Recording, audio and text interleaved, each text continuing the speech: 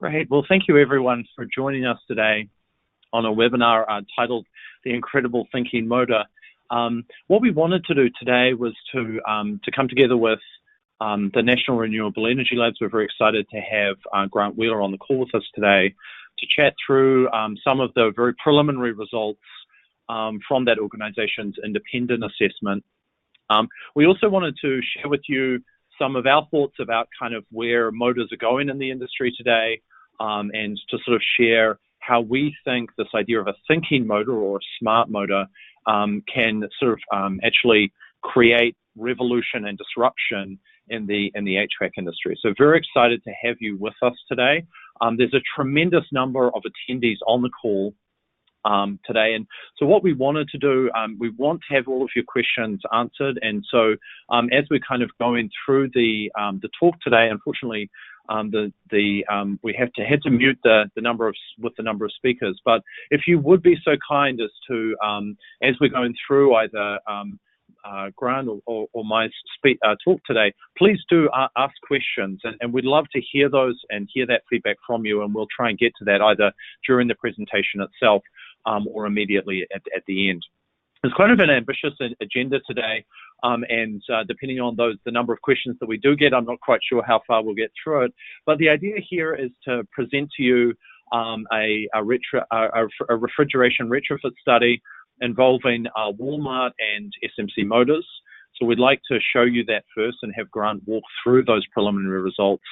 Then what we'd like to do is to talk a little bit about what's beyond kind of retrofits, what's beyond drop-in replacements, and how do we see the industry evolving with the evolution of these new style of motors, and to present to you something that's really what we believe a new vision for HVAC, something that involves more intelligence and more ability for us to be able to sense and respond. If we have time today, we'd like to present you a case study just to show you kind of how these things get installed and configured. I think it's always really nice for those of you on the phone that are practical, that do installations of HVAC. It's always nice to see how that works. So if we have time, we will do that. What I'd like to do is to firstly present Grant Wheeler to you today. He's going to walk through the very, as I said before, very preliminary research done by the National Renewable Energy Labs. It's an independent organization, and they got some independent funding using our motors and a set of Walmart installations to do some, I think, some very exciting and interesting research. So with that, what I'll do is hand over to Grant and let him walk you through that research. Grant? Thanks, Rick, for the introduction, and thanks everyone for joining. Again, my name is Grant Wheeler. I work at the National Renewable Energy Laboratory, and I do want to explain real quick how this project came to be. We are funded by the Department of Energy to do the analysis portion of this. Our partners are Walmart and Software Motor Corporation. And also I need to first off mention why NREL is involved in this webinar. We are not here to promote SMC specifically. I am here to promote a technology. And in this case, this technology is a high efficiency, variable speed motor system. So throughout this talk, I'll be kind of talking about the actual technology and the data that has come about from this work. So go ahead, next slide, please, Rick.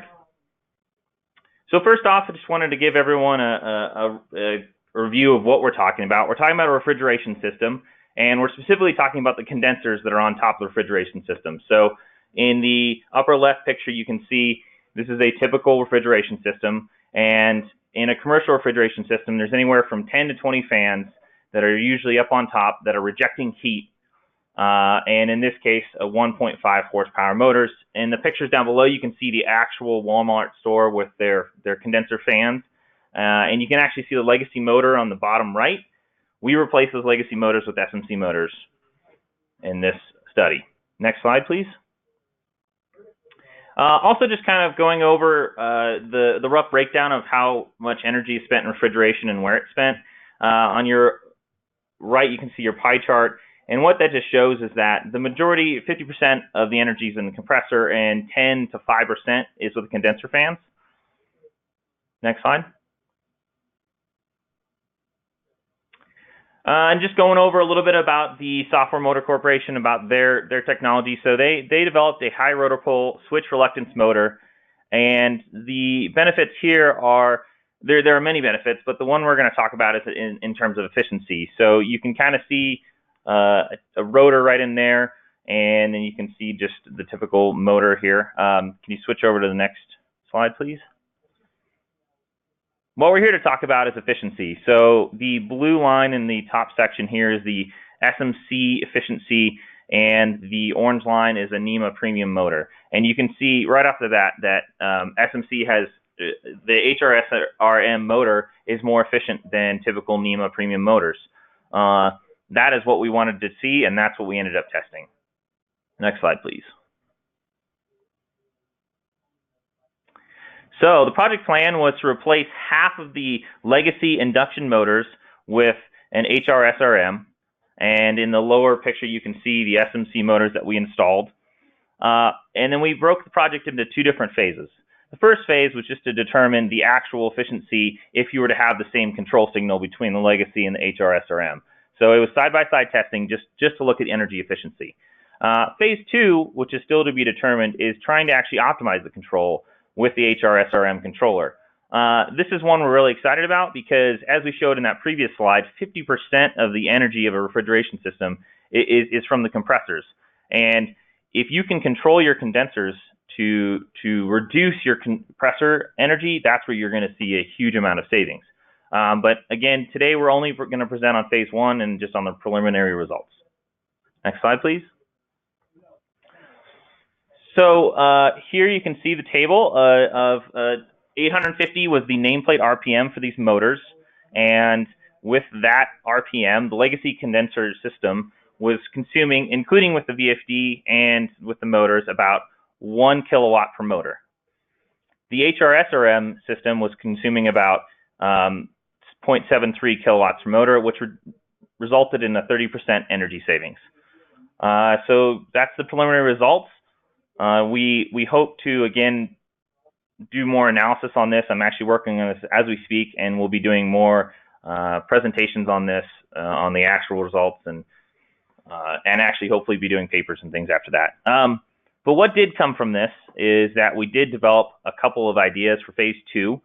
One thing to mention is that a more advanced refrigeration control is known as variable head pressure control, which is where you adjust the pressure of your condenser based on outdoor air temperature.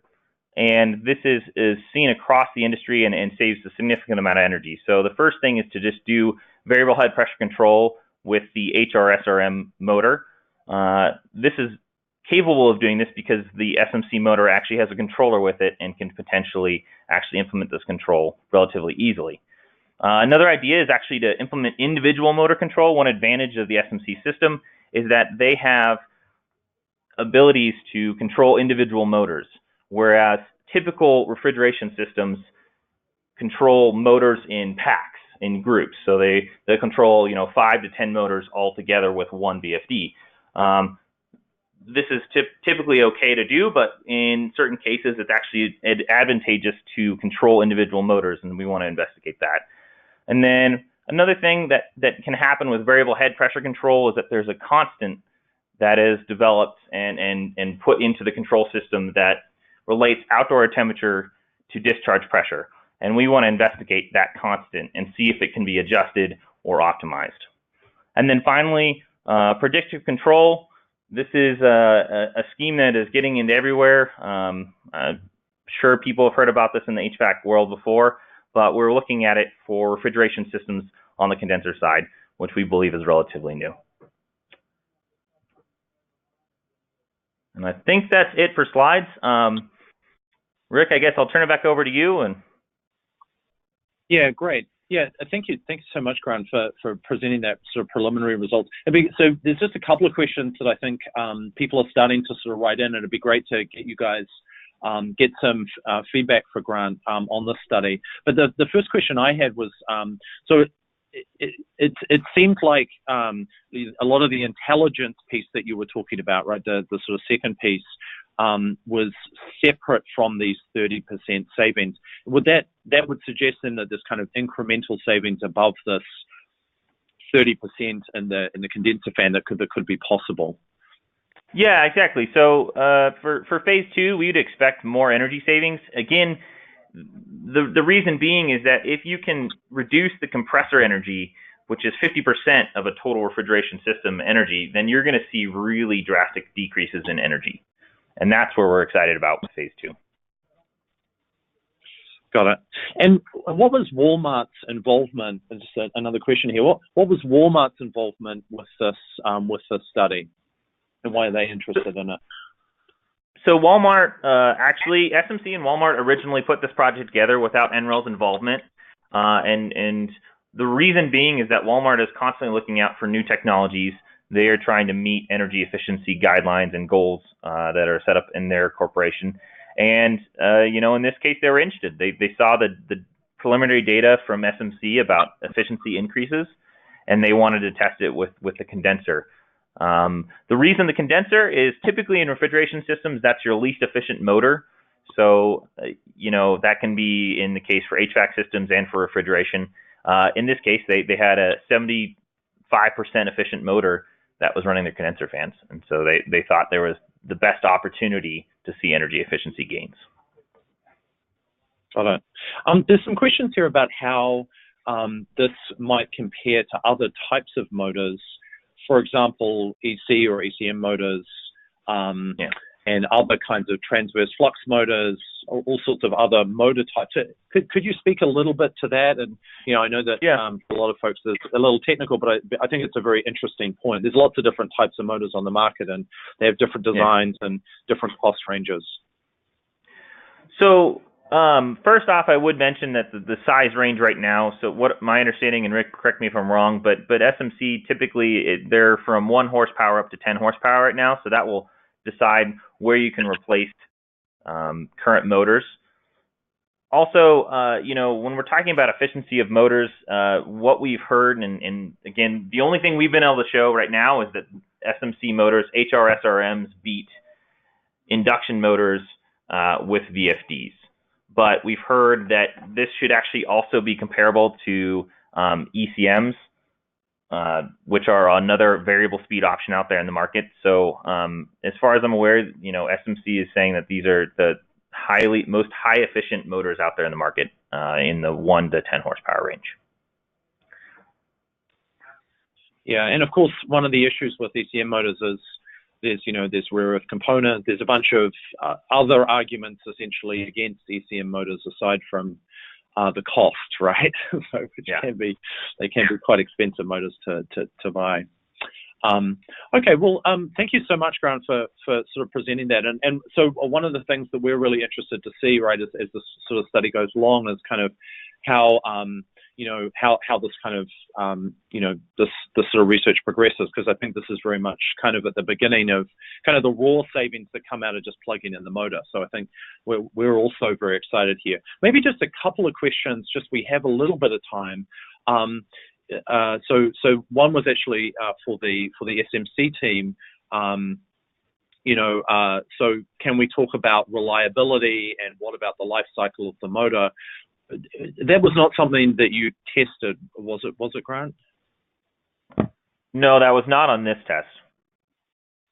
Okay, yeah, and so we do have the idea, at least, and we can speak a little bit about this on the SMC side. The idea of this motor is it's a very simple physical design, and actually has windings only on one side on the stator. So it's actually a sort of an inherently very reliable motor. And we can talk a little bit about why that is as we sort of go through the presentation today. So thank you everyone for those questions, and I think some really, really exciting results. We're really it's been great to kind of see this come as a sort of independent study. We've done a lot of our own research, of course, in the lab and with various partner customers, but really, really great to see that independent research coming out of the labs there. So thank you so much. What I wanted to do today was to sort of pivot a little bit from looking at just raw motor efficiency, and which is sort of the focus of this NREL study, and to look at beyond kind of just replacing a motor, right, with kind of what different kinds of intelligence we can incorporate. And the reason really for doing this is because if we think about the average HVAC system today in America, right, they're quite old, so they're nearly a decade old on average. And if you look at, despite, actually a tremendous amount of research and investment in motor technology, and many of you have brought that up today, the energy efficiency has only actually improved in HVAC a very small amount in the last 10 years. So this is a big problem. It's used it uses a lot of power in the United States, and these motor systems in HVAC are pretty inefficient. As Grant said, in many cases, at around the 70% level, right? And so, of course, this is actually a big problem because these motors typically consume anywhere actually at a minimum 10 times the cost of actually buying the HVAC, right? So it's it's a tremendous sort of hidden problem in a way, is this inefficiency of HVAC systems in the market. So what I'd like to do today is to sort of, as I said, look at this in terms of two axes. The first axis is the idea of kind of raw motor efficiency, how raw motor efficiency can help us increase efficiency. And I think that's pretty clear, right? If we get a 10% savings, you can use 10% less electricity. That gives us a certain savings off the bat. The other idea here, right, is to build more intelligence into the system. And that's something that I think is a much, much more interesting, and as Grant said, there's a lot of different ideas there and a tremendous range of interesting and compelling things we've seen from our partners as we've been developing these motors. And the idea that we had is to sort of build a platform to do that, to build that smarter HVAC. What do we see when we're talking about smarter HVAC today? Well, we see kind of, if you think on the left, we have kind of a quote unquote, right, dumb induction motor, right? So no sort of what I would call intelligence embedded into it. It's typically fixed speed, so it's a relatively inexpensive motor typically. They're installed in a very large number of facilities today. And if we sort of step across to the right, those of you that are familiar with variable speed controls, variable speed devices, VFDs, will know they carry a certain cost, but they allow us to control the speed of a motor, right? So we can ramp the speed from, instead of just being on or off, right? So this is an example of something more intelligent. But really today, if we think about adding intelligence, we're thinking about typically adding some kind of BMS, some kind of built-in automation system that has a suite of sensors and network and automation. It carries with it a very significant cost. And you can see here data showing that it's installed in a very small number of facilities today across the United States, basically because of that high upfront cost. Okay. So if we sort of start by talking about this one axis, this idea of more efficient motors, what I'd like to do is just to present you a little bit more data. And this sort of gets to the idea of nameplate, as we call it, nameplate efficiency. So nameplate efficiency, you can see at the top right, is an example, right? This idea that when we state what the efficiency of a motor is, what we're really doing is we're placing that efficiency at a certain point in the torque and speed curve. So we say it's 82% efficient at a certain speed and torque, right? The issue with that, right, is that most motors today are oversized, right? So if you think about the average installer, when we go into, and we've all done this, right, those of you that have installed motors, we know that we need a certain horsepower motor. Often we'll purchase a motor that's just a little bit larger than the one that we need. And so what that means is that the motor is sort of running below its optimal torque. And so you can see here the drop off in efficiency of these motors as they go towards the sort of the low end of their torque range is very significant. There's a very significant drop off in efficiency as you sort of drop down in the torque that we're supplying. So this isn't, of course, an issue if you're always running at the optimized point of that motor. But I think it's a really interesting takeaway for us today, right? Nameplate motor efficiency, that single number, really isn't a good descriptor of how efficient a motor is at these different torques, okay, and also at different speeds. So if we overlay over the top of this, this is a classic induction motor. This is our lab data. If we overlay over the top of this SMC data, you'll see something very, very interesting. These curves, these efficiency curves, are very flat and they're very close together for different speeds. So what does this mean? What does it mean that there's sort of, you see this sort of very flat curve? Well, it means that no matter what speed you're running at the motor at, and no matter what torque you're running the motor at, so whether it's essentially running at a high load or a low load, right, we're going to see the same types of efficiency. So this is not just a more efficient motor at peak, right, but actually a very, very much more efficient motor at these low torque ranges, okay, and this is a very significant result, as we'll see in a little bit later. One of the things we really want to do when we're running intelligent motors, right, is adjust these speeds and torques, and we want to keep the efficiency high when that's happening, okay. One of the, I think, it's just speaking a little bit more about this idea of motor efficiency. One of the really big issues with motors today has been what we call the upfront cost problem. Okay, so there's a really wonderful quote here from the DOE in 2013, and they say, let me just read it to you because I think it's compelling. The relatively high cost of advanced motor technologies remains a significant barrier. Products that just meet the mandatory minimum energy conservation standards represent the majority of overall sales. Okay, so what does that mean? Well, it means that that these motors, right, we're basically doing the minimum thing that we can do, right, to get us, to get us a motor that will work in our HVAC. And part of, there's many reasons for this, obviously. There's many reasons.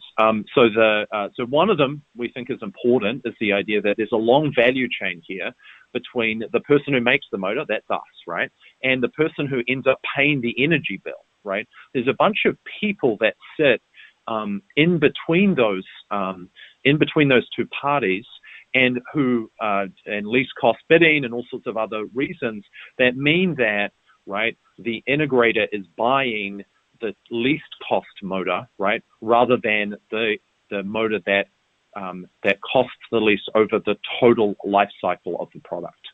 And so that's a very, very significant thing. But one of the things we need to kind of deal with, right, so this motor can't cost a lot of money. It can't be really expensive, right? We can't pay double or triple, right, the amount of money to buy this. So one of the things that when we start talking about the motor, I think is really important is this idea of very simple physical design, right? Something that is very much not a very expensive ECM motor for those of you that have purchased them before, okay? If we sort of pivot a little bit, right, and instead of looking at just the motor efficiency itself, we sort of start to think about what some of the issues with smarter HVAC. We believe that smarter HVAC also has a cost problem. And you can see here some of the reasons we think the cost problems are significant, right? So the first one is that VFDs are kind of expensive today. A lot of them are expensive because there's a general VFD that's built for any motor, right? So it's not motor specific. It can run with lots of different kinds of motors. And it has a lot of different capabilities in it. So, and of course, what this means is that it really limits the adoption of variable frequency drives, which of course are the kind of enabling technology to allow us to alter the speed of the motor. The second idea here, some of you may recognize, hopefully we don't have the screenshot, you can't tell who the vendor is, but many of you may have used this piece of software before. Built-in automation systems are large enterprise systems. They cost lots of money to install and configure. If we want to think about intelligence, this is what intelligence looks like today, right? A 1980s piece of software, right, with like tiny little icons and like it uses a mouse, right? This is kind of, a very old school way of thinking about automation and optimization, but one that's very prevalent in the industry today. And the final, on the right-hand side, issue we think is very important in terms of that's kind of hindering the adoption of smarter HVAC is this idea of if you want to do sensing and sensing properly, because you have an automation system, a building management system of some kind, all the cabling needs to go from the sensor, whatever it is, right, a pressure or temperature sensor, all the way back to that intelligent hub, and then all the way back down to our motor. And that really creates a tremendous amount of cabling and a lot of work to set these systems up. And it's really inhibited kind of us solving this problem of a smarter HVAC. So here, three ideas, right? Speed, right? Intelligence, and this idea of network being really important and hindering smarter HVAC.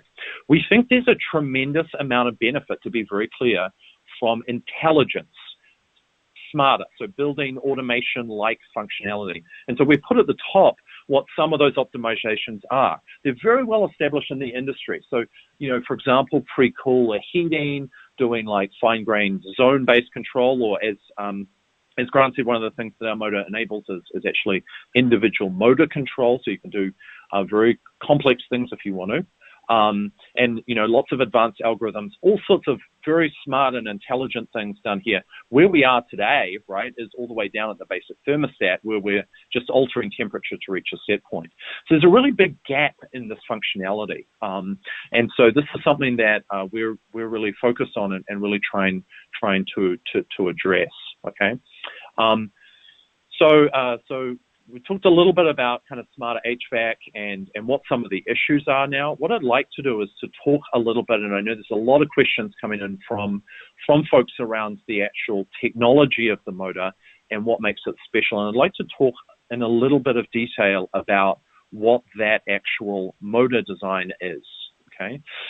As Grant said, the enabling technology here is physical. It's a novel, what we call high rotor pulse switch reluctance design. A very different, a very simplified design. And you can see sort of in the exploded diagram, there's not a lot going on inside the physical motor itself. It's actually a very reliable, rock solid, design that actually the original kind of switch reluctance design dates back to the very early 1900s.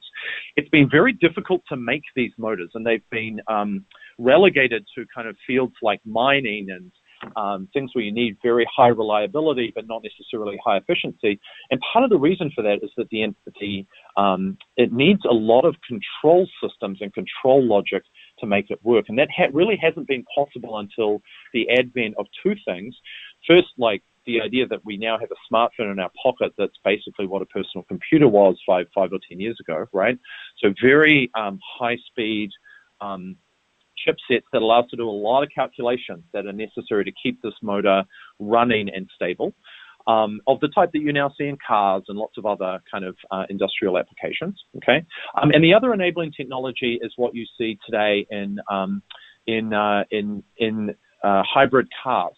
So it's the thing that basically takes a battery type of technology and injects the energy from that battery in a very precise way using IGBTs.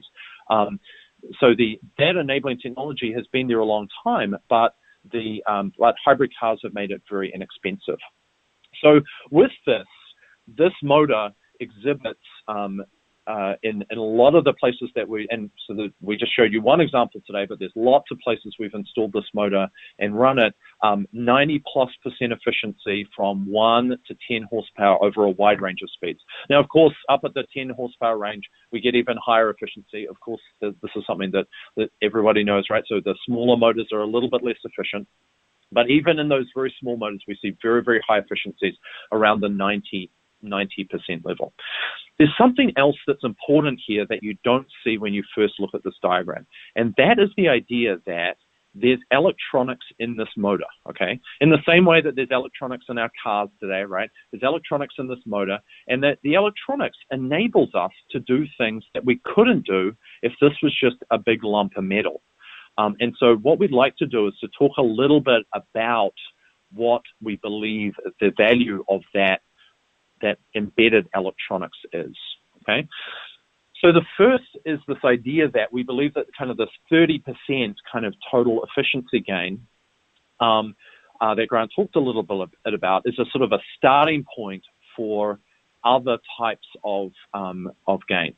So the first one we believe is this idea of sensing and controlling speed in real time. Okay, so control of the speed and motor characteristics based on very simple signals that we're getting from the outside world. Okay, so this is the first one. And if you think of this motor ships out of the box, you can't buy it without variable speed. So out of the box, it comes as a variable speed device.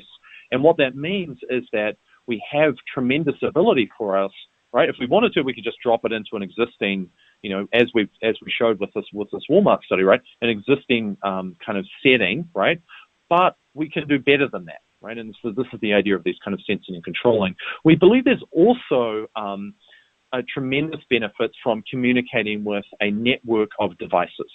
So this is this idea of kind of global optimization of devices talking to each other, potentially talking to other systems, right? Like, so for example, seeing what the weather pattern is going to look like today. We believe there's lots and lots of very interesting, and there's lots of cool research on this. We've shown an example, a link at the bottom to a very nice field demonstration of this that showed very significant energy savings. So a lot of really cool research in this, and we believe, the first step, right, is building an inexpensive motor that allows us to get kind of all of the stuff out of the box, right? So you're not buying it separately, kind of as an add-on. And as I said before, right, when that happens, what the reality is that people don't purchase it, right? They buy the cheapest thing that they can. What I'd like to do is to talk a little bit about how we enable variable speed out of the box. And so what do we really mean by that? Well, those of you that are familiar with a variable frequency drive, so the idea of a VFD is that we provide that functionality with every motor that gets sold. So it's not a separate component. In fact, we need the intelligence, the same intelligence that does that VFD is the intelligence that runs this motor. What we did is we built that with some digital analog I/O built into it, and there's a whole bunch of questions from folks here. I'm going to show you some of those digital analog ports in just a second. And we also built an open source programming stack on the top of this. So think about this like those of you that are familiar with ladder logic or some other kind of logic type control software. We've built an open source programming API on top of that. So the idea is you can program this motor on it like a computer and then suck it down into that motor. And if you wanted to, that motor could then have some limited degree of intelligence on its own. Okay, this is an interesting example, right, of a kind of Internet of Things or smart device, right? And so I think it's a very interesting kind of just a question here that came in. How about the power electronics reliability? Isn't it being impacted by the temperature of being next to the motor? It's a really great question, and actually we've looked into this a little bit. The kind of analog that I'd like to draw to is to think about cars, right? So if you think about cars, there's actually electronics embedded in almost every part of a car today, right? The electronics you see, right, obviously the dashboard and all that kind of stuff, but sitting behind, the motor system and the drivetrain, almost every part of a car is actually a whole set of sensors. And so what we do is we actually embed some sensors inside the motor itself that's telling us things like temperature. So we actually want to know what the temperature of the motor is. That's valuable data. But we can also embed, just a little off-the-shelf temperature sensor that you might, for example, put outside your HVAC unit, right? That we could run using a little wire into this motor and just plug it in. So we can actually have them kind of separately sort of set off to the side. Okay, so yeah, that's a good question. So we actually have both, right? The idea of measuring the temperature of the motor that's built into the motor itself, and we can stream that data out. But also this idea that the motor, just on its own, could have this temperature sensor that we have connected using a cable to the motor itself. Okay. So let's look at a little bit at what the kinds of controls are that come out of the box. And again, the idea here, right, is that this motor out of the box, a very inexpensive, essentially an induction motor, sort of price, right, gets you a lot more control. So what are we talking here? On the left-hand side, you can see the types of controls we have, 4 to 20 milliamp control, 0 to 10 volt control. And so these are the classic kind of signals that you would use from an analog controller. We also support Modbus out of the box. We have 8 digital inputs into this thing, so that's essentially can be used to do all sorts of logic type control systems, right? We also have taps, so fixed speed control, and we have a digital relay output that can be used to daisy chain these motors together. So that's just the sort of I/O, and we'll show you how that kind of gets plugged in a second.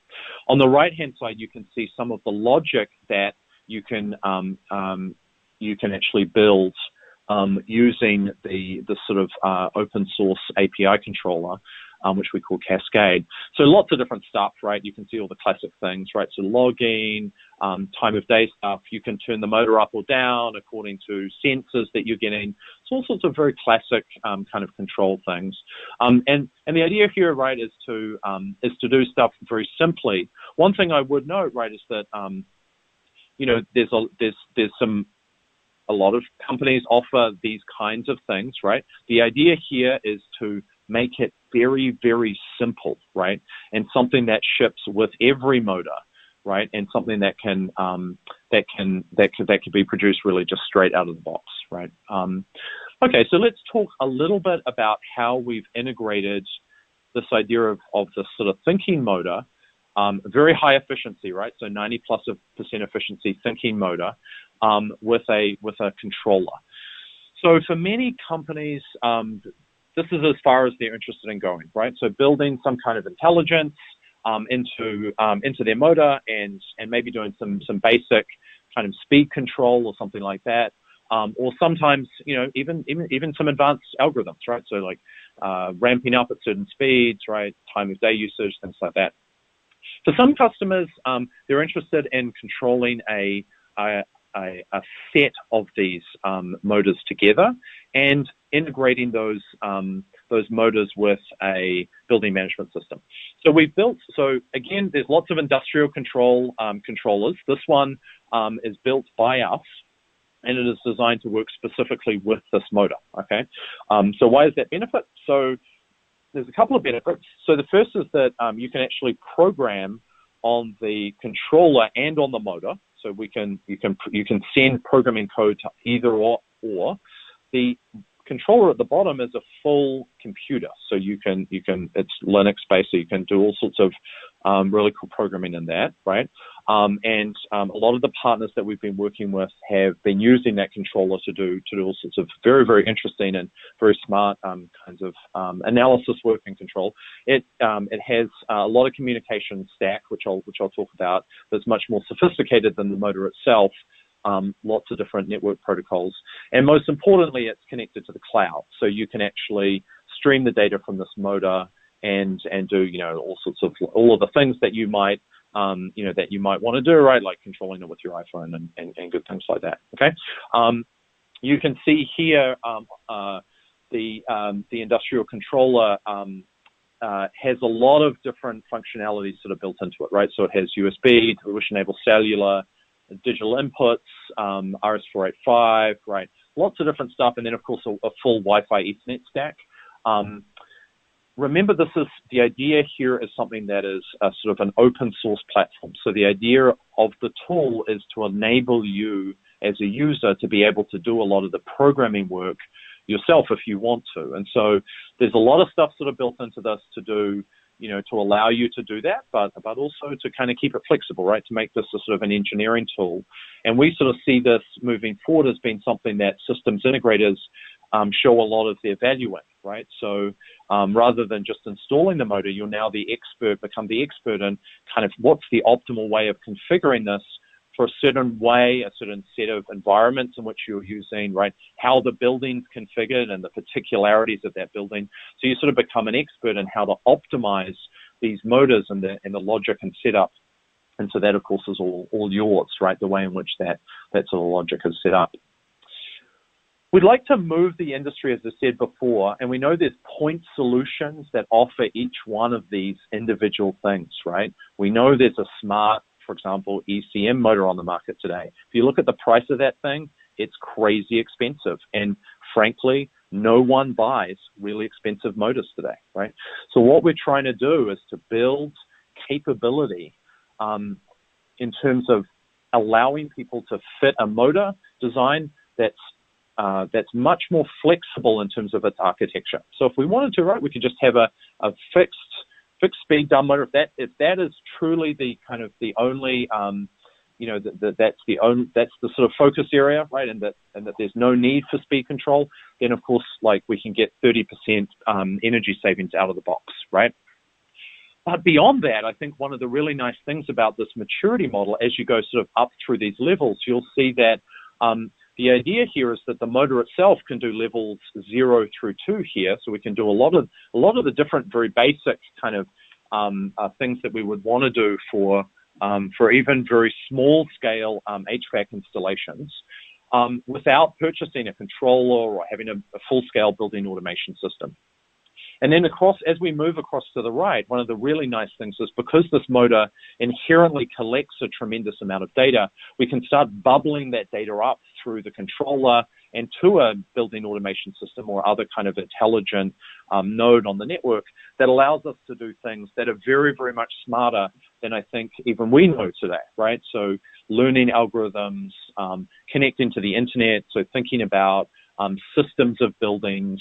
There's a whole bunch of very, very exciting research going on in this space as well. And so we really believe as a kind of an enabling technology, right, an open architecture that allows us to push people and, information up the stack, right, so towards greater levels of maturity, and allows very inexpensive transition between these steps. So, for example, to go from a fixed speed dumb motor to having speed control is really just a case of adding a sensor, right, $20 sensor, and putting some programming in, right?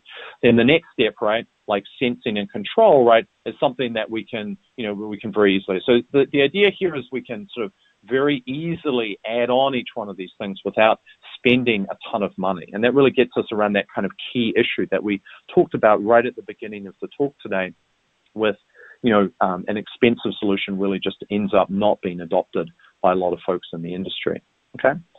So this is the sort of what we believe is kind of a place we're moving towards a kind of a higher maturity model for this industry. And it's something we're really excited to kind of work with you guys and many of the people that are on the phone and call today about. So let me just move on. If we come back to this idea of a kind of a full building automation system, we still believe that building automation is a very important thing. And so if you sort of think about kind of where this fits, right, it's sort of in that sort of gap in between a very basic thermostat and something that's a full building automation solution, right? So where you have a kind of the full global view of a particular facility. And so this sort of allows us a lot of the documented benefits of building automation systems without going to the full set of of actually kind of installing one of those HVAC systems. Okay, so let's talk a little bit about why we believe this is a revolutionary and not evolutionary change. So the first thing I would say is this motor has captured the attention of some of the world's largest retailers today.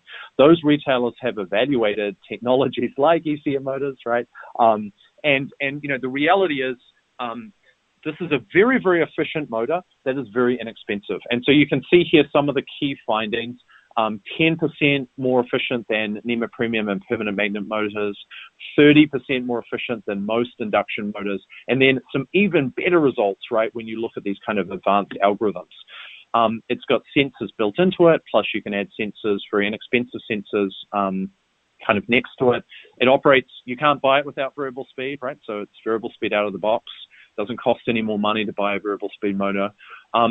You can connect it to the cloud. It has open APIs, and it's super easy to configure. And so what I'd like to do is to show you a little bit of kind of sort of how that works today. And just before I do that, there's been a few questions. We just inserted this later on after there's a question around ROI. This is the typical numbers that we see out of studies that we do with with manufacturers. It's a typical ROI of 1 to 2.5 years without utility incentives. We've been approved for a PG&E prescriptive rebate of $190 a ton, and we're working actually on a kind of even better program there for that.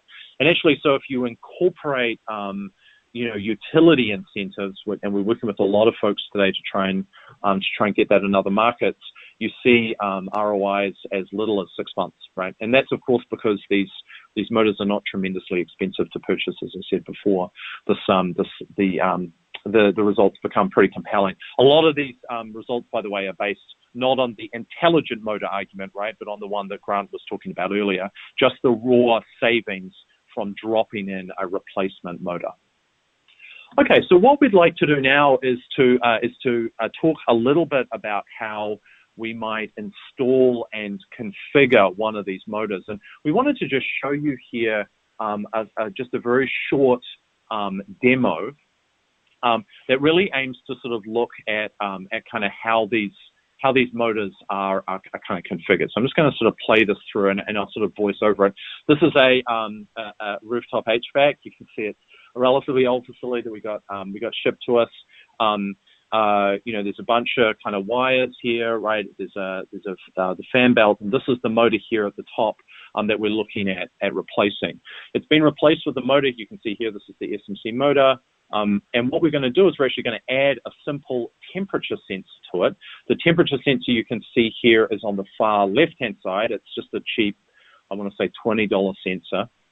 And we've got a little outdoor casing for it, so you can see that. So very inexpensive setup. Shams is actually just going to show you how we plug it in, right? So there's like built into the motor, you can see here there's a few small number of plugs. Doesn't look very pretty, but it's pretty easy to do. So you can just screw them in. And so this is what we're adding here, right, is that temperature sensor that we were just looking at, along with a number of other controls. So pretty simple. You can just plug it all in. It's really not a tremendously complicated sort of configuration. What I'd like to do is just show you how we would actually configure it. So we sort of plug into the motor into a USB port. We load up our software, okay? So our software is sort of built into it. And we go to our logic programmer, okay? Again, we're not connecting. This doesn't have there's no separate VFD here. This is not a VFD. There's not a separate controller here. We're just connected directly to the motor, okay? And what we're going to do is we're going to add some logic for that temperature sensor. So how do we do that? Well, this is sort of a classic drag and drop interface. There's lots of different companies that make this, so we provide this free out of the box.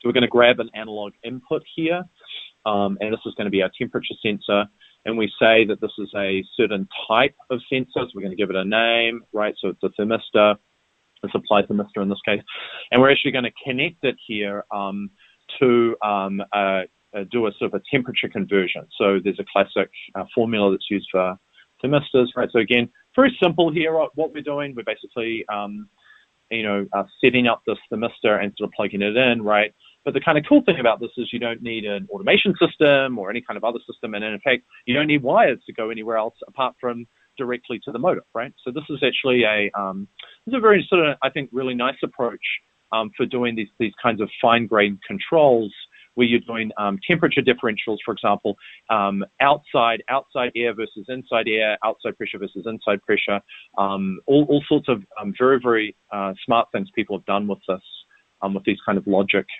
gates. You can see here, Shams is just adding a Celsius to Fahrenheit conversion. So very, very simple, right? So and now we're going to send it off to BACnet, right? So if we wanted to, we could add in a kind of Modbus output. That really allows us to kind of have this thing communicate with some kind of external system, okay?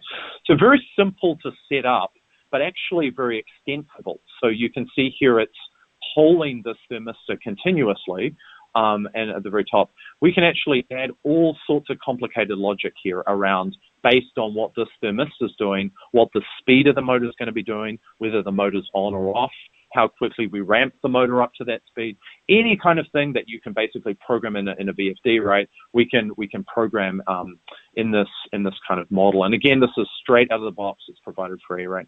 And you can see here some of the more examples, complex examples that we just sort of going through various logic gates, setting safety stops and full speeds and max speeds based on different environmental conditions.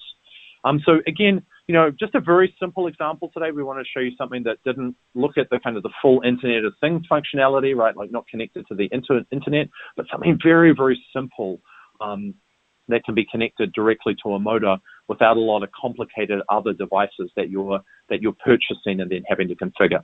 Of course, once we save this, we can just plug the same setting into every motor that we want to send out into the floor, and it'll auto configure that device.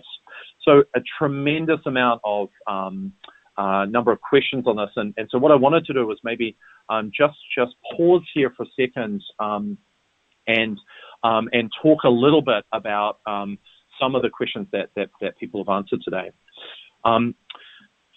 So one of the, I think, really nice questions that's come in is about successful pilots with the SMC motor. Can you talk a little bit about any failures in your pilots and what you've learned from them?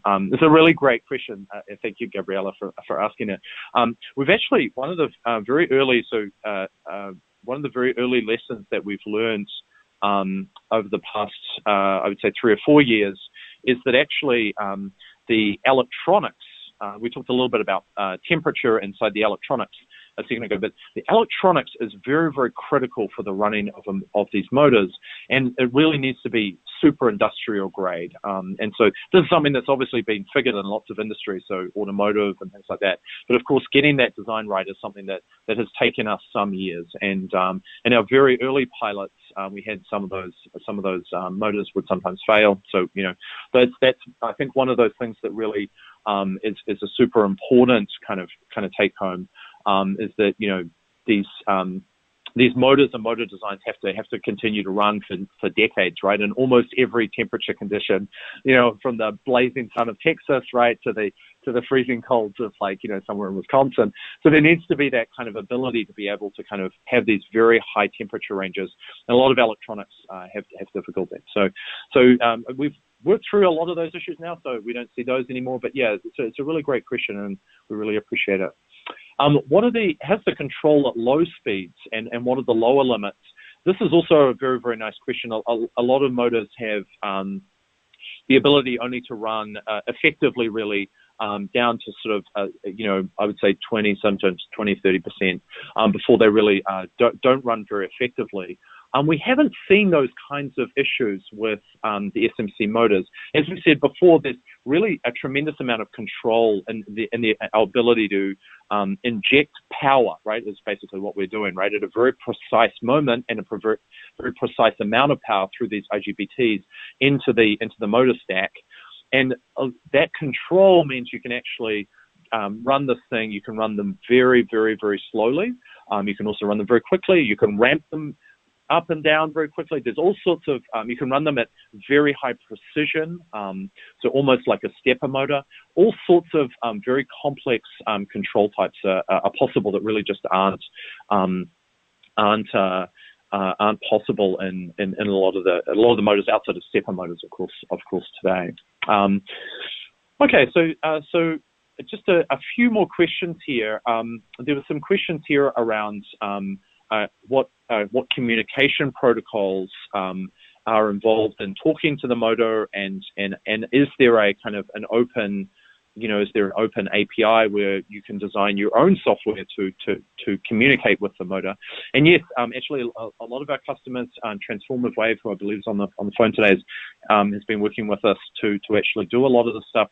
We're actually, as I said before, we really strongly believe that there's a tremendous amount of intellectual property. A lot of research can be done here. We don't believe that's ours to do, right? We believe that's something that can be done by systems integrators and something that's tremendously beneficial. So the idea is, right, we provide this kind of open software stack where you can go in and kind of program these motors how you think is the optimal way, and the motor will run like that, right? And that's a very cool kind of idea for people once they sort of start thinking about what's possible. And of course, if some of those controls aren't in there right now, right, we're happy to work with you or your teams to kind of add those, those capabilities. So some examples we see of that, right, are things like being able to being able to stop the motor, right? So essentially use the motor as a brake, as an example of, right, something that we've had requests for. So lots of sorts of, kind of like very interesting partnerships like that that we've sort of seen. Okay. Just in the time we have available, probably one more question. How would companies partner with SMC? And so there's obviously been a tremendous amount of interest from folks. We're very interested in kind of running sort of pilots is typically how we do it. So we'll come and, maybe install a motor at your facility and sort of see how it runs for a little while. Often we can collect some data without comparative efficiencies, without being tremendously disruptive. So just change one or a small number of motors.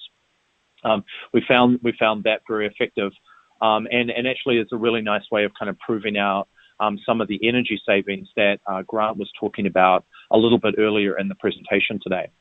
So with that, I wanted to thank you all so much today.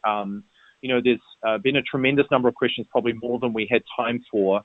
And I know that some of the questions were very detailed, and we'd love to kind of answer those. If you did have any kind of questions, please do feel free to send us an email. We'll either kind of direct you towards Grant and NREL if it's related to the kind of the Walmart energy efficiency study, or try and answer them themselves. I know there's some great questions coming in around positional feedback and kind of like how we do kind of the programming logic. We really appreciate having you all here today. I know this is something that we're all tremendously passionate about, and we are trying to sort of drive the industry and the sort of the state of thinking forward, and we really appreciate your ideas. So please do reach out to us after the webinar today if you'd like a copy of the slides or would like to talk to us.